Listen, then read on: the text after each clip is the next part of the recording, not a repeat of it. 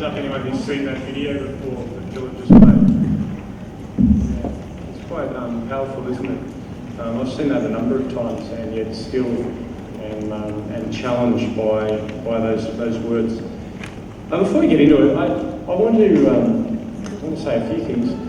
Thank you so much for your hospitality. I'm already on a plane tonight back home to Australia, and within literally a day and a half, I felt as one of you. And I put it down to the work of God's Spirit and the fact that you can get in a plane and fly 7 hours and yet stand together and sing together and know fully that we are of one faith. And I have experienced that over the last 24 hours, even though I don't know what time it currently is. And also, can I start also by saying yesterday I made some statements referring to our local national Indonesian brothers and sisters and our American friends. But I also want to publicly acknowledge that there are more nationalities in this room. The only nationality I won't recognise is New Zealand. And if you follow rugby, you know what I'm talking about. They are a non-nation to me. Without falling asleep, can I ask that you close your eyes? Close your eyes and listen.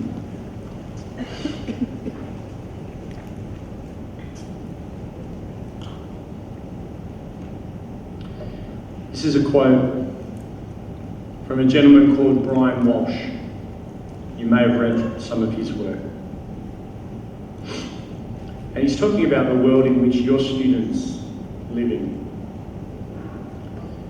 Lacking any unifying story, rational justifications, or normative anchors, postmodern culture fills the boredom of our time with a carnival of worldviews and consumer-directed face. An all-encompassing plurality of beliefs and perspectives is available for our tasting and consumption. Or perhaps we could say that we live in a mall culture in which the carnival has simply moved indoors. And just as we mix and match our wardrobes and our culinary tastes at the mall, so also do we find it increasingly unproblematic to combine beliefs from various religious traditions into the one faith. Belief in resurrection, reincarnation, and soul travel all at the same time. No problem. The result is both the commodification of belief. Postmodern culture is, after all, late capitalist culture, and an unparalleled rise in religious promiscuity. And into this context, Christian education simply refuses to play the game. The gospel is not a commodity for sale. It is given away free. And while the school should indeed be a place where students play, both in the schoolyard and in the science lab, as they joyfully investigate creation in community with each other, this play takes place within the context of serious life and death issues. Whether one believes in reincarnation or resurrection will not only have eternal implications for the believer, but will also radically affect how one relates to the world of biological growth, economic structures, and personal relationships. Christian educators recognise that such issues of ultimate belief carry ultimate significance for student, teacher, curriculum, and the very ethos of the school. In a culture characterised by the undiscerning lightness of the carnival, who needs discernment if it's all just a game? Christian education should be characterised by a discerning weightiness that promotes faithfulness in the face of widespread religious promiscuity. That quote has stayed with me for a number of years. That is from a book called The Crumbling Walls of Certainty. And it was a little bit prophetic because that was written over 20 years ago by Brian Walsh. And yet, as you hear those words, they still reign true. We do live in a carnival of worldviews and a carnival of ideas. And your students, under your care, are swimming in it. A friend of mine, Chris Parker, who I work with, has just recently written a book called The Frog and the Fish. And he talks about the concept that if you want to know what water feels like, don't ask a fish. It's an old saying. And so often we and our students don't actually have the capability to read their culture and to understand the water that they are swimming in because they've always been swimming in it. Take a look at this. We can just press play on that one, guys.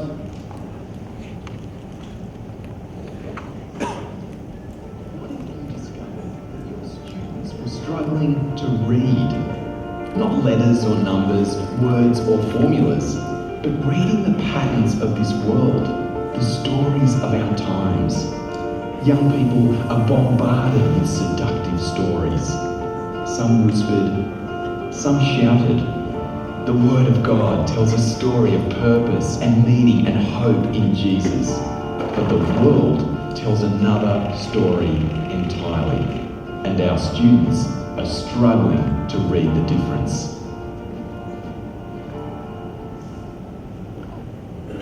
Our students do struggle. You see it every day in your classroom. And you see it with the lack of discernment, what Walsh was talking about in that quote, of having the capability of reading what is in front of them.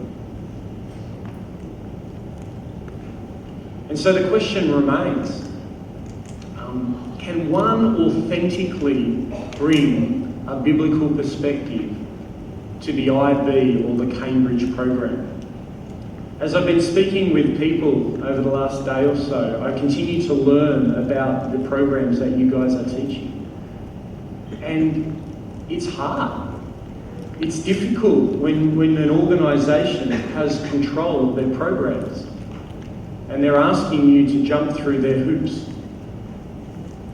Because it requires of you a real commitment in your work teams to get creative and to go back to basics and to use your God-given gifts as a teacher to figure out how one can do that.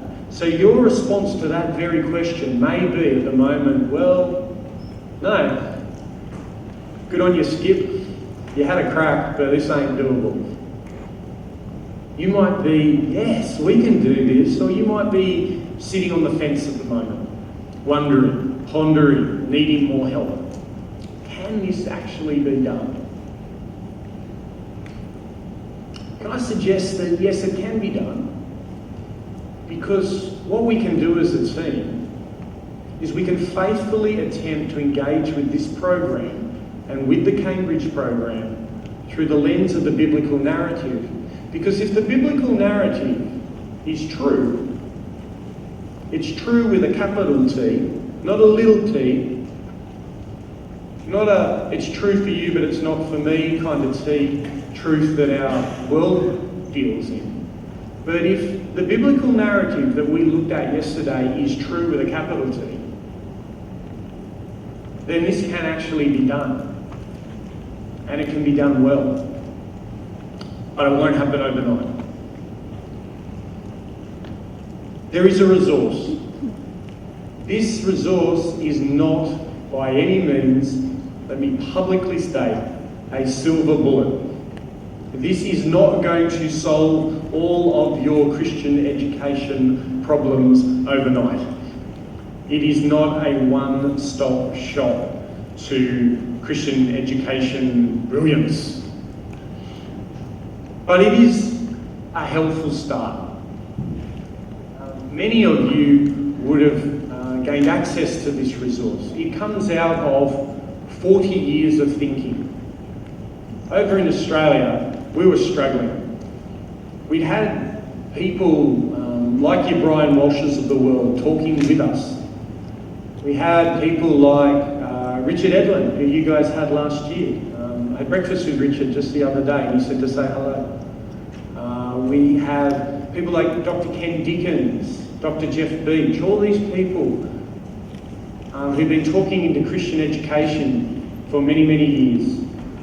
And yet we never had it all sort of, I suppose, summed up in one booklet.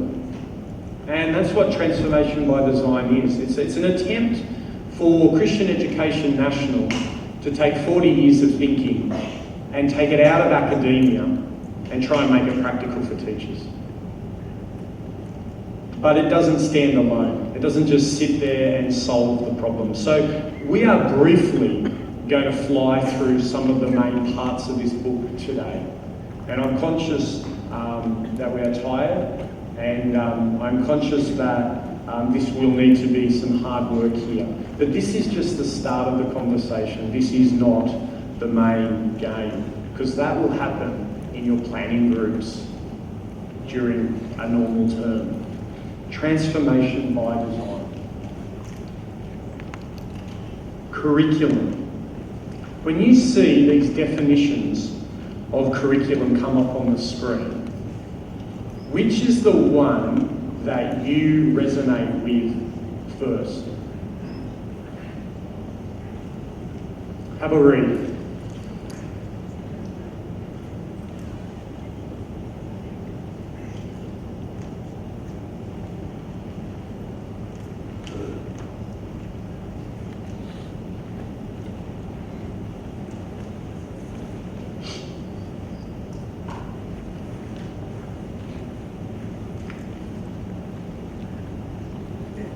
Does anyone like number 4? Isn't that interesting? Curriculum is everything that learners experience at school. Every single time one of your children walk through the gates of SPH, they experience something.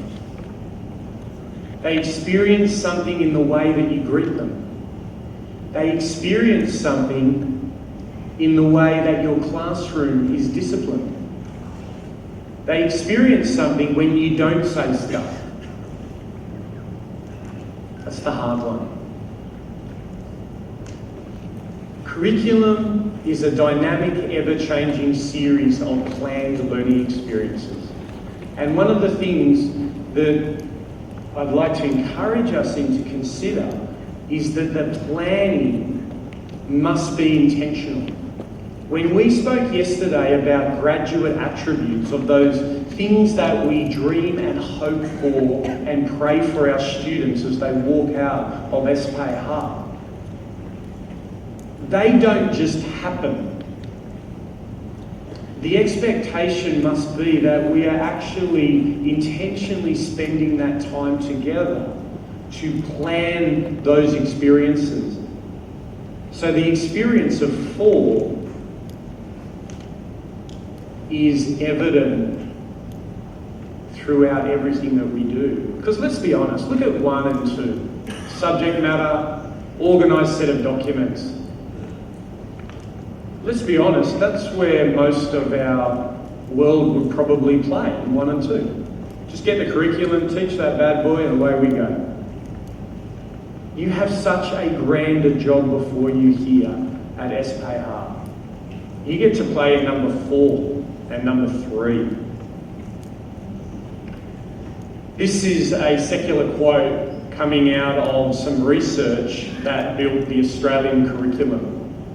It's quite daunting in part when you think about it. Curriculum is a disciplining technology that directs how the individual is to act, feel, talk, and see the world and self.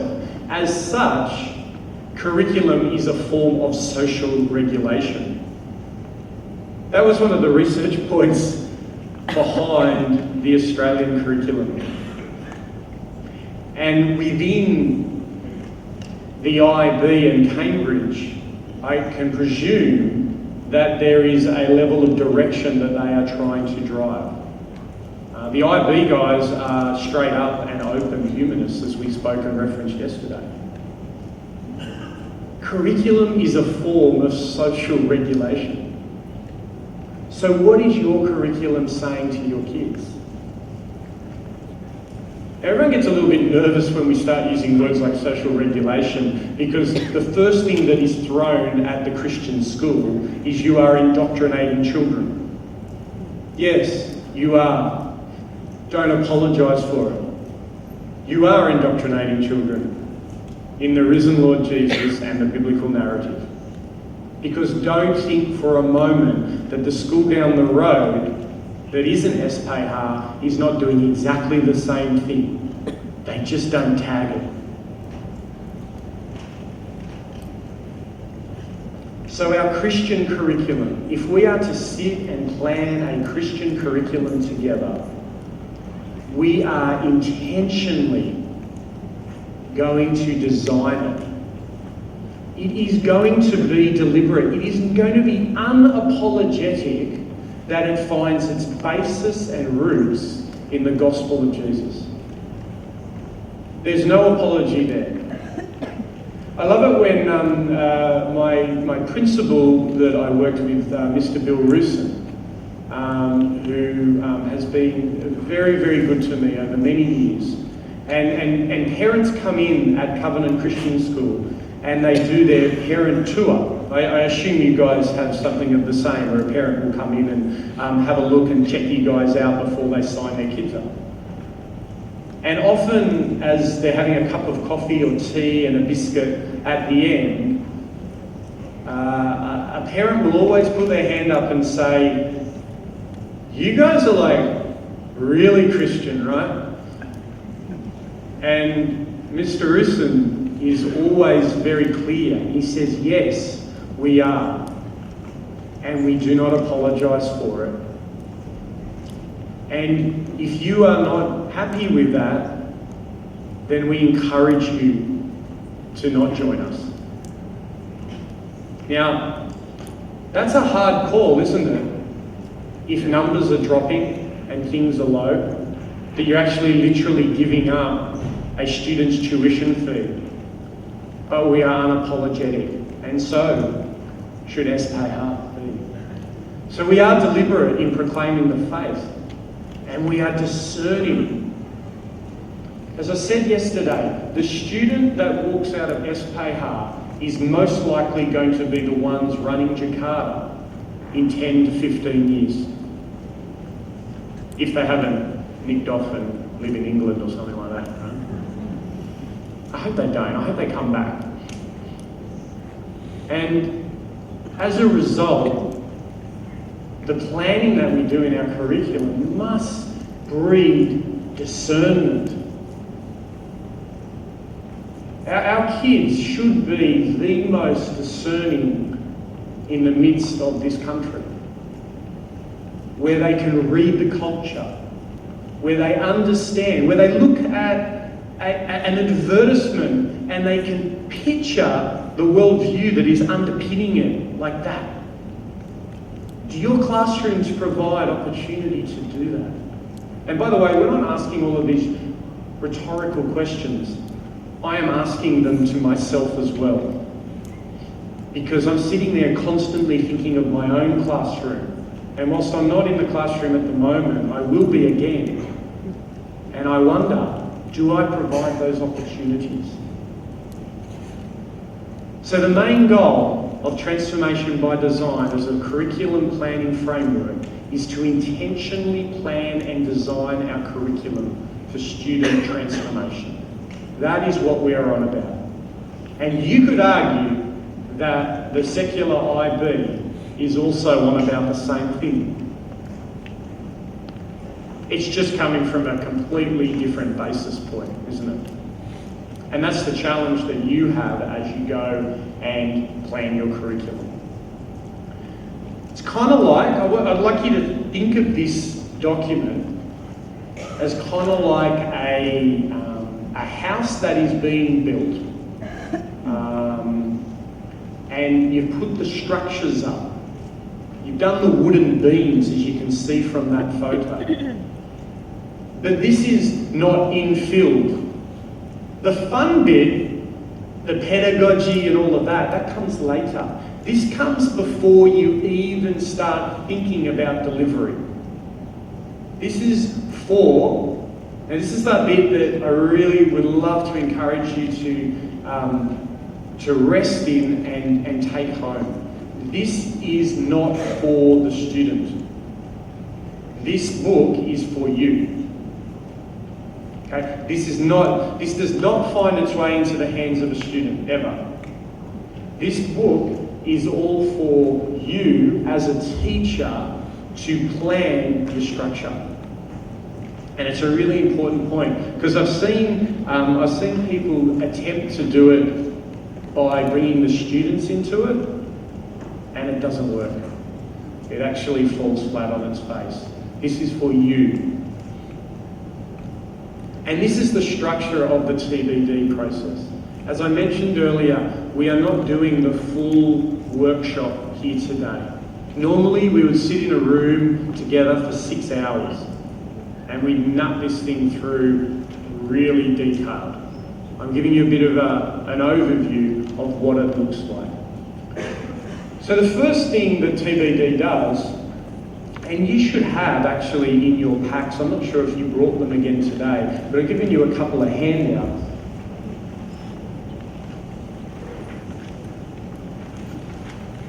And you might want to go and grab them. But TBD starts by accepting the fact that we have to start in the biblical story. That's what we did yesterday in session 1. We've got to actually be convinced that Christian education is valuable. Because if you're working in a Christian school with a Christian mission and vision, and you're not convinced that Christian education has a point of difference, then you're going to struggle with this.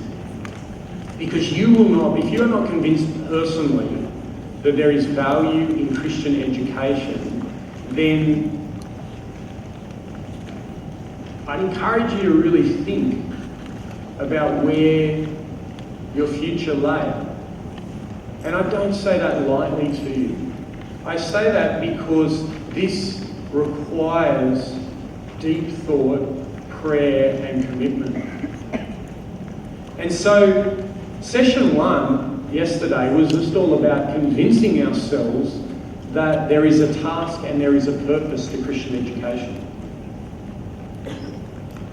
Session 2 yesterday, which we will briefly return to, is all about the big picture model. A model for developing the biblical perspective. To develop the biblical perspective, you've got to know the biblical story. Pure and simple. And so we start, you'll have one of your pieces of paper, will have the words at the top, the big picture model. You might want to find that. Can I say that point number 2, the biblical perspective, is so critical because it's the mechanism in which we actually understand the Bible story. And so what it forces us to do is to go back to that biblical worldview. This is where teachers often don't want to play because it's hard. And I just want to go and play in the pedagogy. I just want to get the content done. Can I encourage you that where you spend most of your time is actually looking at the biblical story? Because over time, your brain will do weird things. By the work of the Spirit, it will start computing and start analysing all of your subjects in light of that biblical narrative. I call it the sniff test. It's like, hang on, I see that, I'm sniffing it doesn't seem right. There's something not right there. Where does that actually fit in God's big story? And so my question to you today is, how's your sniff test? How confident are you in engaging in God's word, as Philip encouraged us again this morning to do? And so we go back and we have our big questions that we asked yesterday through Mark Rokes. What is the who am I? The where am I? The what's not right about the world? The how can it be fixed? The what do I do when I die? And so, who am I? As a Christian, well, I've been made by the sovereign creator God in his image to reflect glory back to him and to care for his creation. I am not random and I am not without purpose. That's who you are. That's who your students actually are as well. Your students were designed to be glory reflectors. And that goes back to what we were talking about yesterday, that the Bible is not about you, it's actually about him, and hence why we glory reflect back to him in all that we do. Well, where am I? Well, living in a world created by God. His creation is beautiful, majestic, it's intricate, and it's profoundly good. And this not only includes waterfalls, nebulae, and the instincts of the platypus, but cultural elements like family, music, justice, innovation, and leadership. It's part of the good creation. Remember, Adam was working before the fall. What's gone wrong? Well, the pinnacle of God's good creation, his people, have not trusted in his goodness. You know the bit in Genesis where Adam and Eve didn't trust around the tree? That's all it was. It was just a lack of trust in God's goodness. I don't trust you in that, God. And the provision of his lordship. And this has resulted in a damaged relationship and a distortion in the good order of creation. Death now plagues his people and the creation, including our work. And so it is distorted. It doesn't make it not good. It's distortion, twisting goodness. Badness does not make goodness no longer good. It's still good, but it's distorted. And then how is it fixed? I don't know if you notice, you can see repetition through all three sessions. We're pretty much talking about the same thing. But what we're trying to do is rest in that story so that it actually starts the conversation for everything else. Well, God fixes the problem and he provides the remedy. He enters the creation in Jesus and we see the pivot point in the entirety of human history. Death and broken relationships are dealt with. The distortion of the creation is dealt with. The resurrection brings reconciliation and renewal to this creation. And his people are restored to him and are invited into the big picture project, the full redemption of all things. And that starts today. And so that brings us to the transformation by design template. Can everyone, if you've got it in front of you, get this piece of paper out? It's the one that says the big picture template up the top.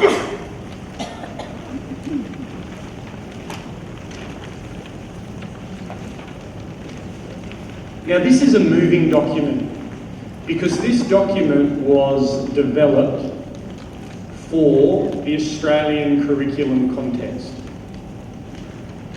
This document might need a little bit of polishing and changing and moving to fit the IB and Cambridge program. Can I encourage you to look at that and do that very thing? What you notice I would encourage you to, in your mind, or if you've got a pen, you're more than welcome to do this. The main idea. So this is you're about to plan a unit of work. Can I encourage you to put behind the main idea, in brackets, your deep hope. Your deep hope. And I'm stealing that language from two Canadian gentlemen who I recently spent time with in Darryl DeVoe and Justin Cook. And some of you guys might know either Darryl or Justin. And they came to Australia and we worked together on the next instalment of Transformation by Design. And Darryl and Justin encouraged us to maybe take the language of the main idea and instead pitch it as, what is your deep hope for your children under your care when they leave your presence? What is your deep hope when you are studying the American Civil War? What is your deep hope when you are studying economics and business studies for your students?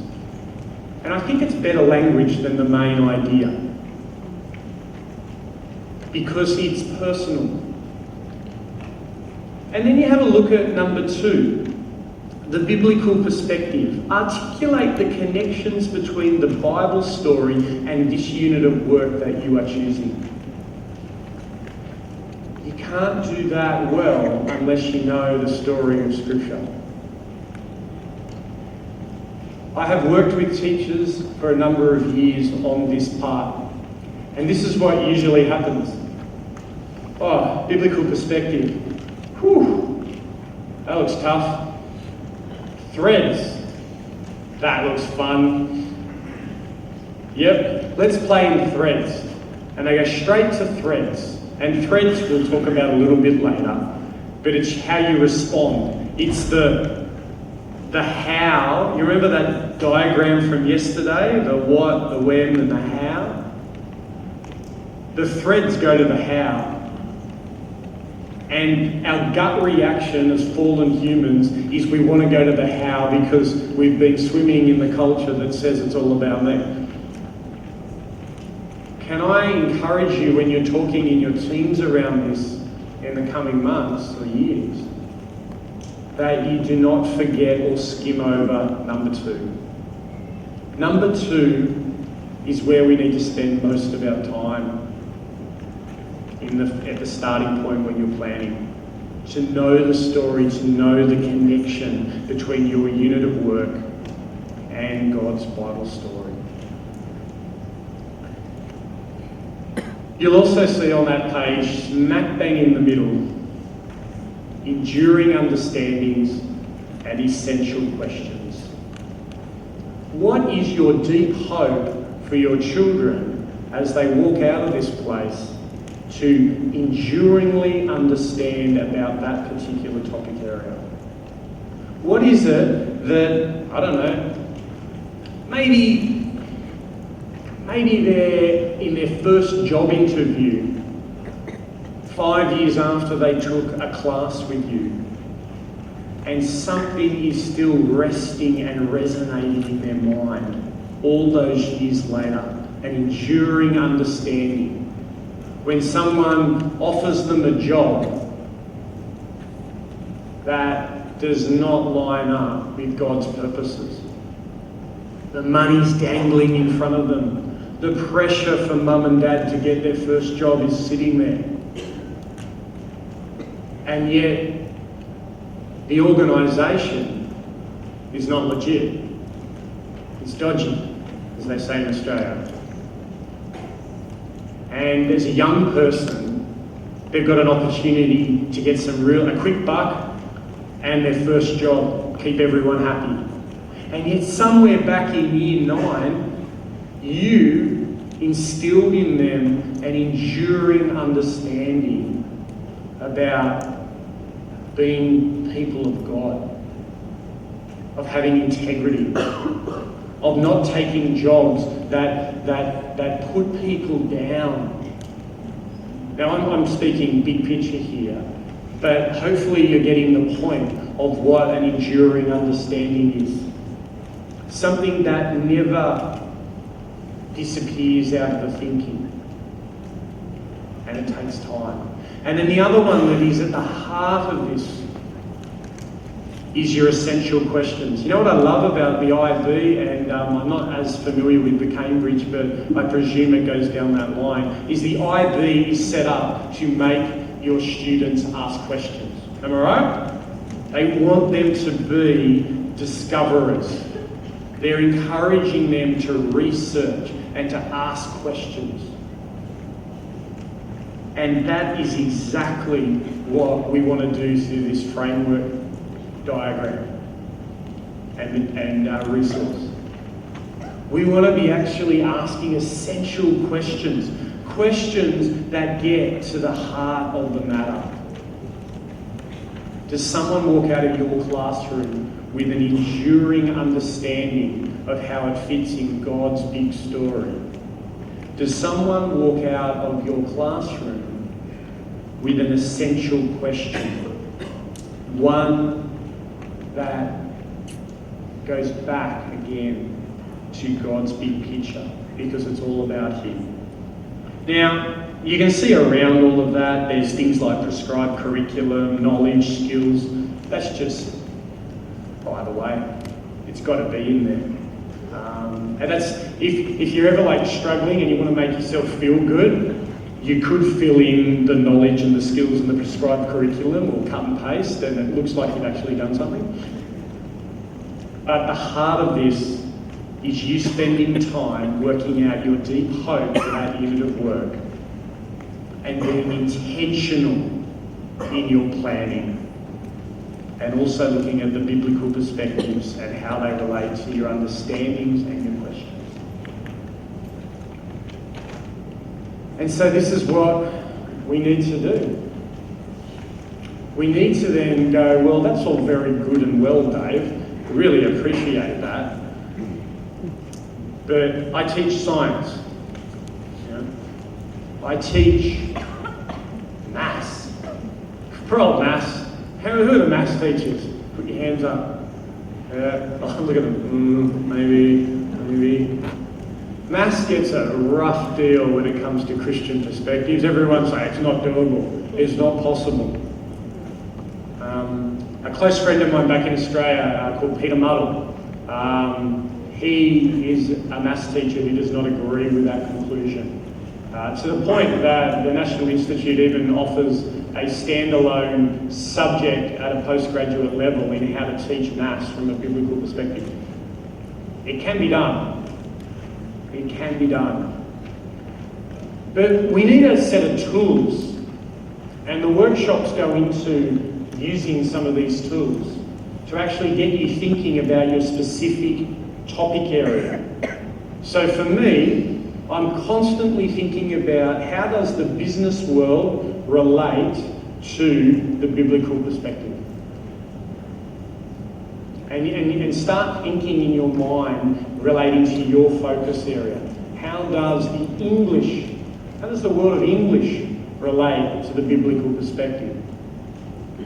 And so what we can do is we can take the emphasis of where we've been, of that biblical story of the who am I, where am I going, and we can put it in a very famous and well-used schema or tool, whatever you want to call it, called the CFRR model, the creation, fall, redemption, renewal. And you can see the repetition that's going on here. But let's get a bit more specific. When it comes to creation, you could start asking yourself, by the way, please don't feel like you have to write all of this down or take photos, because I will leave these with Philip. But from a creation perspective, instead of just talking in motherhood statements, let's actually start getting into the nitty-gritty of this particular subject area that you are responsible for. Well, What was God's created intention for this area? For teaching functionality in mathematics? Why did God create this particular area? What form did it take in the beginning? What is its purpose for this area? What is his purpose, for this area? Sort of really poignant, intentional questions. How have human beings been involved in this creation? Remember, we're co-cultivators with God. So you start asking yourself a range of prompting questions around your particular unit of work. But then, if we're doing it true to the biblical narrative and story, we've got to go to the fall, because that's where it'll take us. So all things have fallen into sin. Everything has. Well, how has sin distorted God's intention for this particular area of focus? What has humankind done to mess up, distort, and misuse this area? Geography teachers, if there are any of you out there, this is really helpful for you as you engage with how we have, I suppose, not stewarded well God's good creation. History teachers, you have a free hit here to talk around how human beings have distorted and misused throughout history. And how do the consequences of sinful rebellion in this area contrast with God's original intention? Now, those three are pretty much asking the same question. But I hope you're getting the point that it's starting to prompt your thinking into your particular subject area.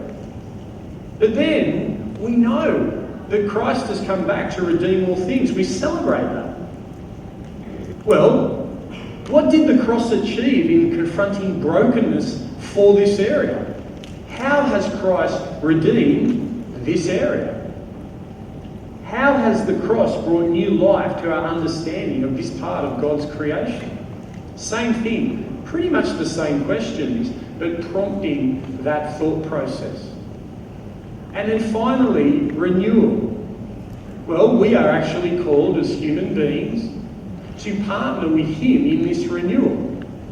I know that we are in the now but not yet tension. Heaven has not actually come down. We still struggle, we still sin. But how do God's people as Christ's hands and feet bring renewal in this area? How are your students leaving SPH, or whilst they are at SPH? I'm going to make a really important point there. A lot of people talk about our Year 12 students or our senior students leaving school and then entering the real world. No, they're in the real world now, right now. You know, what are you going to do when you grow up? Well, what am I going to do now? They've got brains, they've got capabilities, they've got functionalities. And so we actually want to encourage our kids to get going right now. Don't need to wait until you leave. Because we know Christ, what hope for this topic can we experience right now? And so many more. So, all very well. Let's do an example. Okay. Antarctica, or explorers and exploration. Okay? Well, God has created all things. He's created us curious. We have a mandate to explore, to nurture, and to steward. Very simple. All things have fallen. Well, exploration can actually be quite narcissistic. Make a name for themselves. It's all about me. Science can be shaped by profit. Just watch what's going on down in Antarctica at the moment. It's a race. Is it a race for good stewardship, or is it a race for power? I'll let you make a decision on that. Tourism and exploration can of the earth can be worshipping and idolatry.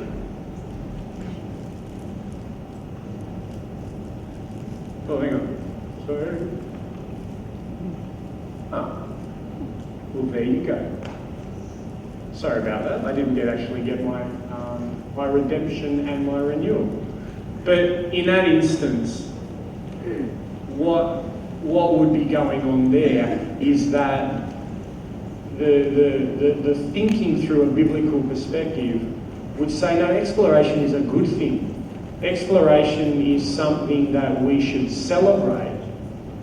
And exploration is something that can actually bring great glory to God. I'll take you to another one. What about my history or my family?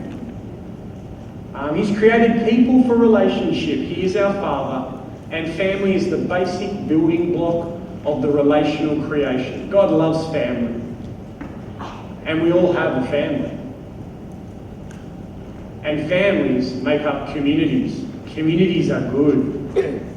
This is a great opportunity for you to really challenge the Western mindset of individualism, because God created families and communities. This is a community, and within this community there are communities within communities. But harmony between God and his family was broken. Family relationships suffer when people hurt rather than love, even when we try hard. I think everyone would have experienced family hurt.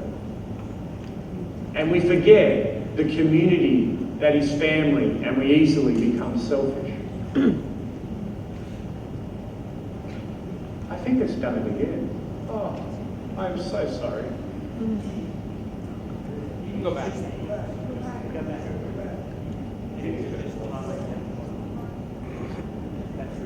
Oh, there we go. It is, you are right. I can't actually see that far. It's terrible. But Christ has come to redeem all things. He showed us his love when we didn't deserve it. He adopts us into his family via Christ. Consider that. You're sitting there with someone in your year 3 class, and they have terrible family issues. We can all picture that student. How amazing is it for them to walk out of that unit of work knowing full well that God adopts us into his everlasting family? And even though our worldly family might let us down, God's family never will. An enduring understanding, a deep hope for that child. And then renewal. We are called to partner with him in this renewal. We can show our families love when they don't deserve it. That's hard. You can talk with your students around, well, okay, when there's breakdown with your brother or sister at home, when they steal your toys, when they, I don't know, when your older sister's being really mean to you, how can you actually show selfless love, taking your lead from Christ and how he dealt with us? We love God's church as one big family. Antarctica. It's part of his majestic, intricate, beautiful, mysterious creation. Its existence brings him great glory. He sustains it continually. And he gave Antarctica to us to enjoy, to steward, to explore, to celebrate, and to nurture. But the evidence of the fall is here. Sea pollution, overfishing, affected by global warming, economic rationalists seeking to exploit mineral resources. Can you start seeing the links here? This is Christian education. It's, on one level, it's so difficult, but on another level, it's like a duh, right? They're like just straight in front of us. This is what the fall has actually impacted upon a place like Antarctica. Environmentalists seen as idols, as the saviour of all things, like they can actually control what's going on. We can help, but we are not in control. And so redemption, and because of the cross, we have the freedom to explore and appreciate Antarctica and to partner in its renewal. Do you notice how, at some level, these aren't actually that difficult to articulate? And then by renewal, we can advocate for international protection treaties. You can get a bunch of kids to start writing to the local parliamentarians around why we should look after certain parts of Jakarta. I saw an amazing picture last night. Gavin showed me this picture of one of your waterways that a few years ago was very, very dirty and had a lot of rubbish through it. And then that has been cleaned up. Wouldn't there is Christian goodness in encouraging things like that. That doesn't mean that non-Christians can't clean up an area, but the purpose and the reason behind why you actually clean it up may very well be very different. And so we promote God-honouring exploration. We don't go put our heads in the sand and forget about it. We just do it differently. And we design non-exploitative tourism. Do you ever find it interesting that a lot of good work that is done in our world by our non-Christian family and friends actually have biblical norms underneath it? Do you know why? Because they were also born in the image of God, and deep down that is their deep hope. They just don't know about it. And yet we have a group of people here who can go out and actually unfold that to a bunch of kids. Okay, I am conscious of time. We have 20 minutes? 10 minutes, okay. What we're going to do, I'm just going to go quite through here a little fast. Oh, you can see, you will get copies of all of this. A lot of people have done a lot of things in this space. Okay. Now, I know it's been a long couple of days, but one of the things that Philip and the team was really keen for you to do is, whilst you are in the moment, to actually start thinking and considering about just one unit of work.